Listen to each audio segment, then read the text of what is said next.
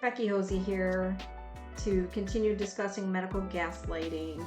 If you missed my last video, it was an overview of the topic, and if you have time to check it out, that's great, but not necessary in order for you to listen to this video.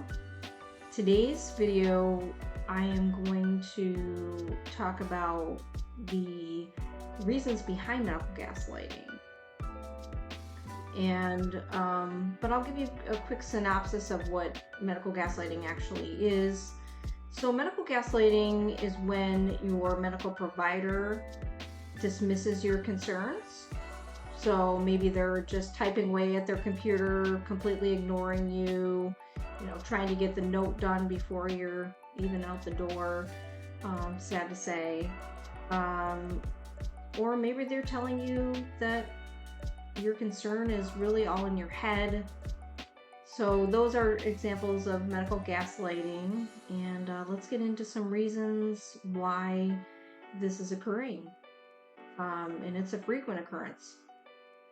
So I believe the primary reason for medical gaslighting is the fact that medicine is very vulnerable to what's happening in society, in our culture, and this has always been the case, unfortunately.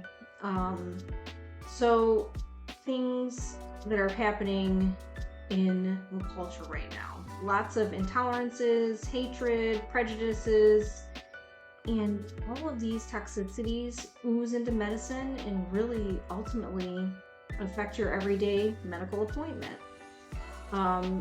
Particularly these marginalized groups are quite susceptible to medical gaslighting.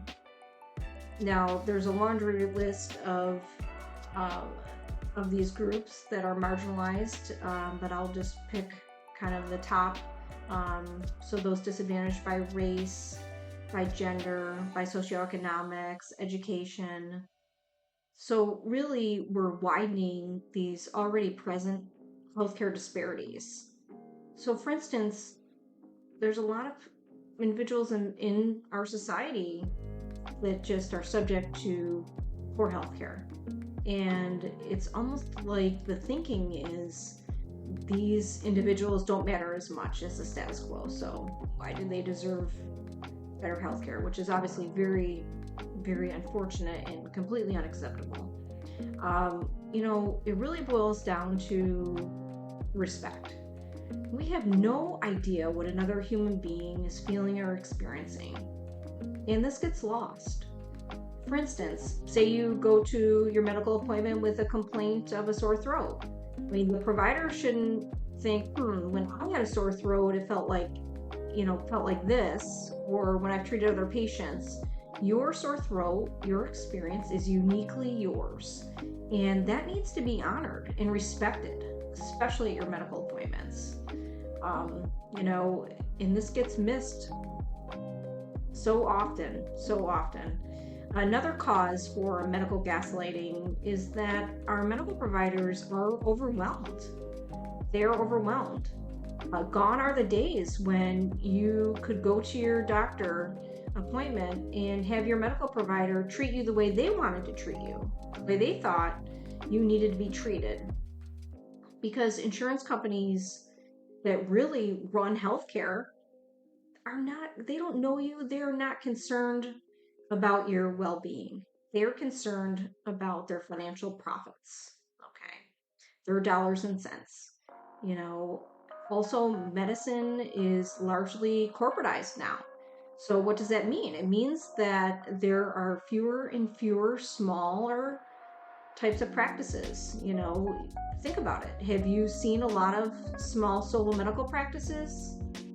No. Really very, very uncommon these days.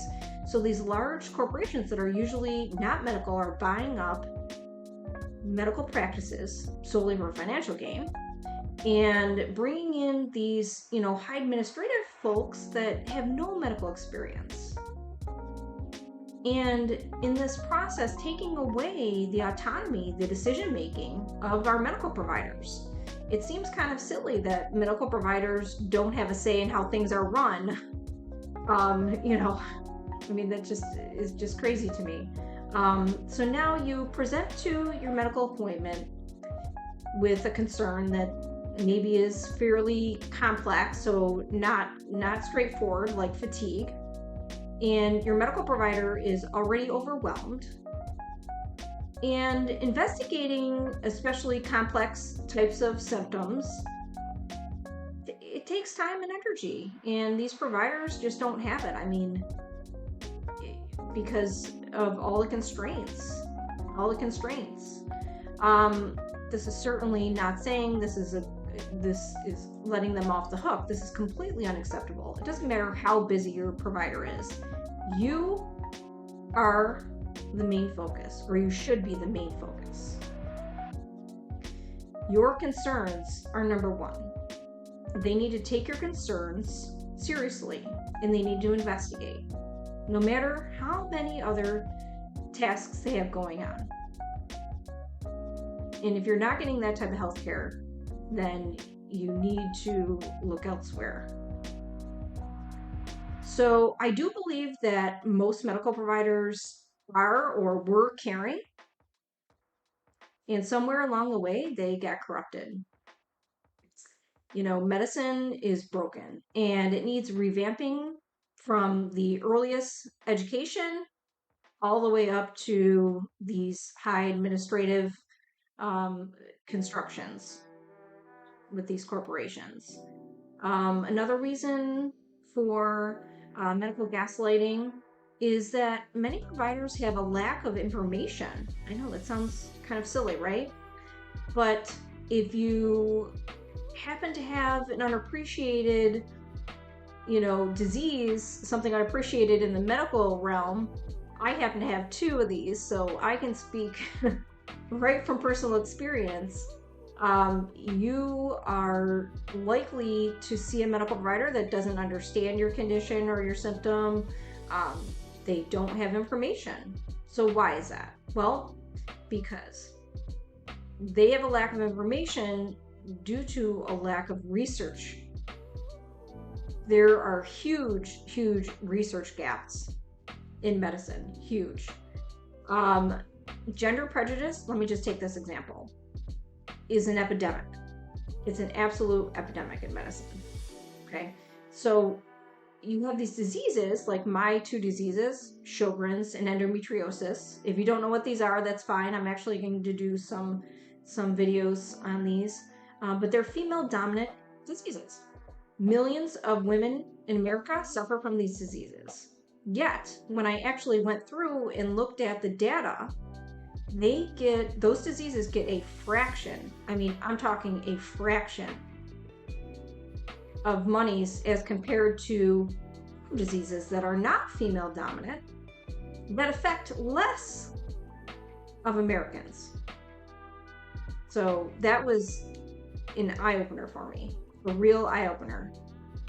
For a while I didn't understand, like, why does my medical provider not understand, this disease? Well, because they have a lack of information due to a lack of funding. So with a lack of funding, there's a lack of treatment. And guess what? They're not really they're more likely to blow you off because they just don't have information. So, when I lecture to students about patients that are in these marginalized groups, I tell the students bluntly, these patients have good reason to mistrust us because the medical system has betrayed them time and time again. Completely unacceptable. And, the only way to really change this is through education and through awareness. And, I want to empower you to say, I'm not going to accept less than great healthcare. I'm not going to accept it. And in the next video, we will talk about tips on what to do when you're medically gaslit, because it's so common. I mean, I would be surprised to find a person that says they were never, that their concern was never downplayed at a medical appointment. So, and why is this being allowed in medicine? You know, those are the questions that we providers really have to ask ourselves. So now that I really fired you up, thank you for your attention, and until next time, be well, and please remember to like and subscribe. Thank you.